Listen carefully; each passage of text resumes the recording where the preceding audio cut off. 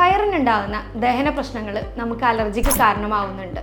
Gas, ദഹിക്കാനുള്ള ബുദ്ധിമുട്ടൊക്കെ നമുക്ക് അലർജിയിലേക്ക് നമ്മളതിനെ കൊണ്ടെത്തിക്കാറുണ്ട്.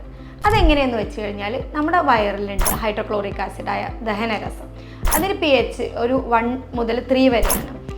ഈ ഒരു ആസിഡിക് pH നമുക്ക് പ്രോട്ടീൻ ഡൈജഷനൊക്കെ അത്യാവശ്യമാണ്. അത് പ്രോട്ടീൻ ദഹിക്കാൻ ഈ ഒരു pH അവിടെ ഉണ്ടായിരിക്കുന്നത് അത്യാവശ്യമാണ്.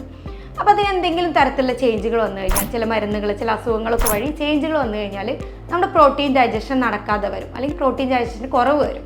അപ്പോൾ ഈ ഡൈജസ്റ്റ് ആവാത്ത പ്രോട്ടീൻ വയറിൽ നിന്ന് കുടലിലേക്ക് എത്തും. കുടലെത്തിക്കഴിഞ്ഞാൽ അത് ലീക്ക് കെട്ട് വഴി നമ്മൾ ബ്ലഡ് സ്ട്രീമിൽ എത്തിക്കഴിഞ്ഞാൽ നമ്മുടെ ശരീരം അതിന് ഇമ്മ്യൂണിറ്റി അതിനെ കൂടുതലായിട്ട് ഓവറായിട്ട് റെസ്പോണ്ട് ചെയ്യും. നമ്മുടെ ശരീരത്തിൽ അലർജി വരുന്നത് തന്നെ ഇമ്മ്യൂണിറ്റിയുടെ ഓവർ റെസ്പോണ്ട് കൊണ്ടാണ്, നമുക്ക് എല്ലാവർക്കും അറിയുന്ന കാര്യമാണ്. അപ്പോൾ അതിൻ്റെ കൂടെ ഇതും കൂടി ആയിക്കഴിഞ്ഞാൽ അലർജിയുടെ ബുദ്ധിമുട്ട് കൂടുതലാക്കും. കൂടെ നമുക്ക് ദഹന പ്രശ്നങ്ങളായിട്ടുള്ള ഗ്യാസിൻ്റെ ബുദ്ധിമുട്ടുകൾ, പുളിച്ചു തേട്ടൽ, എമ്പക്കം പോലുള്ള ഒക്കെ ധാരാളമായിട്ട് കാണപ്പെടും.